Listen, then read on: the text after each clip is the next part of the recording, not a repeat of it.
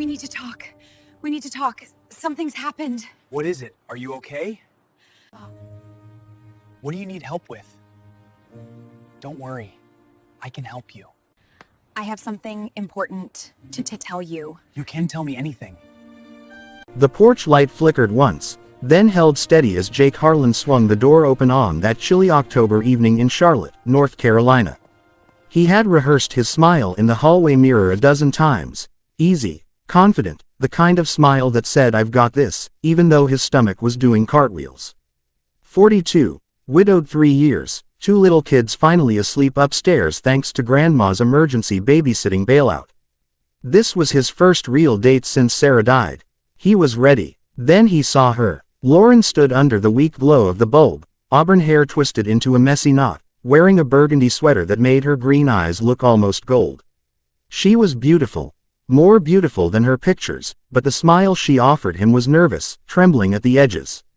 Before he could get out the, "Hey, you look amazing," he'd practiced, she leaned in, voice barely above the crickets.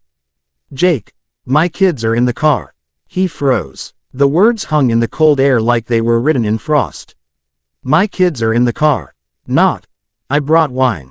Not, "Traffic was murder." "My kids are in the car." Behind her, in the driveway, the dome light of a silver minivan glowed faintly. 2 small silhouettes moved in the back seat, one pressing a stuffed dinosaur against the window, the other waving frantically. Jake felt the porch tilt under his boots. He had been crystal clear on his dating profile. Single dad, 8-yo boy and 6-yo girl, looking for something serious but slow. He had asked, politely, he thought, if she had kids. Her answer had been a laughing emoji and, "Just me and my plants lol." Apparently the plants had multiplied. Lauren's eyes filled so fast it scared him.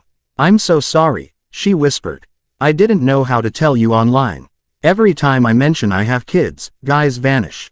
I thought, maybe if we met first, if you saw me as a person." Her voice cracked. "I can just go. I'll understand." A tear slipped down her cheek and caught the porch light like a tiny star. Jake's brain screamed at him to say the polite thing, the safe thing, "It's okay, maybe another time." Close the door. Protect the fragile little life he'd stitched together for him and his own children after cancer stole their mother. But his heart, God, his heart, was suddenly 8 years old again, standing in the hospital hallway watching nurses wheel Sarah away for the last time, wishing someone, anyone, had given them one more minute. He looked past Lauren to the minivan. The boy with the dinosaur was now standing on the seat, nose squashed against the glass, staring at him like Jake was the most fascinating creature on earth. Jake exhaled a cloud into the night. "How old are they?" 5 and 7, Lauren said, barely audible. Younger than his own. A whole different chaos level. He rubbed the back of his neck. "Come in, all 3 of you. It's cold out there." Her face went through about 6 emotions in 2 seconds. Shock, relief, terror, gratitude. "Are you sure?" "No," he admitted, and somehow that made her laugh through the tears. "But I'm sure I don't want 3 people sitting in a cold car while we figure this out." Lauren turned and waved toward the van. 2 doors flew open like they'd been spring-loaded. A blur of pink boots and Spider-Man sneakers hit the pavement. The girl, curly hair, gap-toothed grin, sprinted up the steps shouting, "Hi. I'm Mia." The boy followed more cautiously, clutching the dinosaur to his chest like body armor. "Ethan," he mumbled when Jake crouched to his level. "This is Rex. He's a T-Rex but he's friendly." Jake solemnly shook one tiny plastic arm. "Good to meet you, Rex." Inside, the house smelled like the frozen pizza he'd burned earlier and the pine candle he'd lit to hide it. Toys littered the living room like landmines. Lauren took it all in, eyes wide. "I know it's a lot," Jake said quietly. She gave a watery smile. "Try walking into a stranger's house with 2 kids you weren't supposed to bring." "I win the Chaos Award tonight." Upstairs, a small voice called out, "Daddy." "Of course. Perfect timing." Jake sighed. "That would be Lily. She's 6 going on 16. He glanced at Lauren. "You want to meet the rest of the circus, or should I do damage control first?" Lauren bit her lip. "I've already detonated the bomb. Might as well see the fallout." He led them up the creaky stairs. In the hallway night light glow, Lily stood in her unicorn pajamas, rubbing her eyes. Next to her, in matching dinosaur jammies, was Noah, 8 years old and trying so hard to be the man of the house that it broke Jake's heart nightly. "Who's here?" Noah asked, voice suspicious. Jake knelt. "Buddy, this is Miss Lauren. And these are her kids, Mia and Ethan. They're visiting." Lily's eyes went round. "They have kids too." Noah folded his arms, studying Ethan's T-Rex with expert seriousness. "That's a 2022 Jurassic World Dominion figure.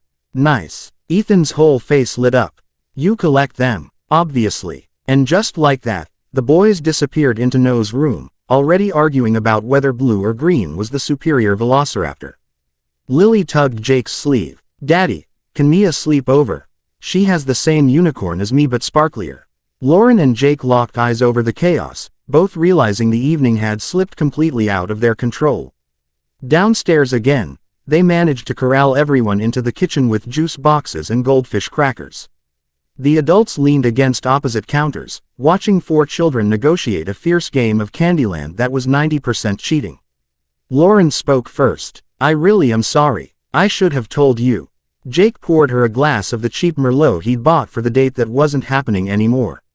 "Why didn't you?" She wrapped both hands around the glass like it was warmth itself.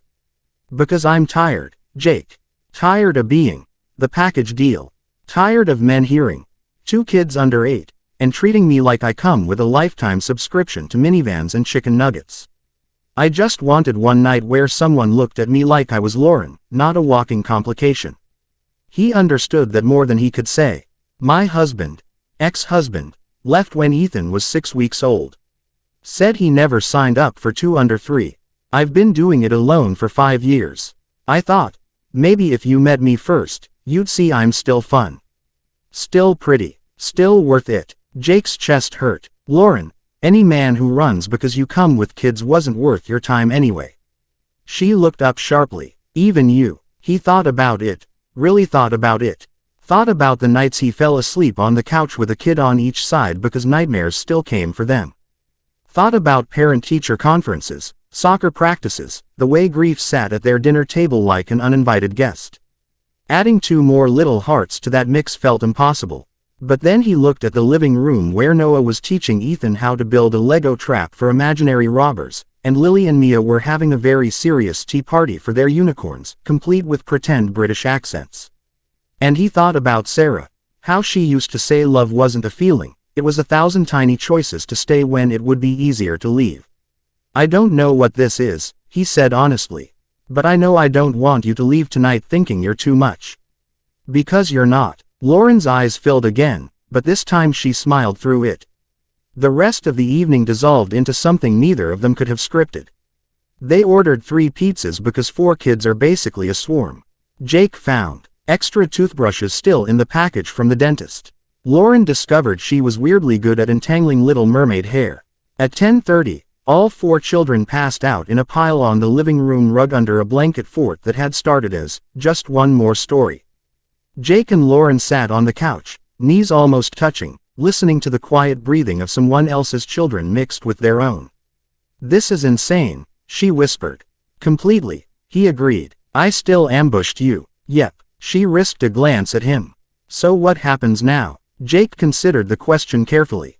Now I walk you and your minions to the car, buckle them in, and follow you home to make sure you get there safe. Tomorrow, if you're willing, we take all 4 of them to the park and see if we still like each other when somebody inevitably gets pushed off the swings." Lauren laughed, soft and startled.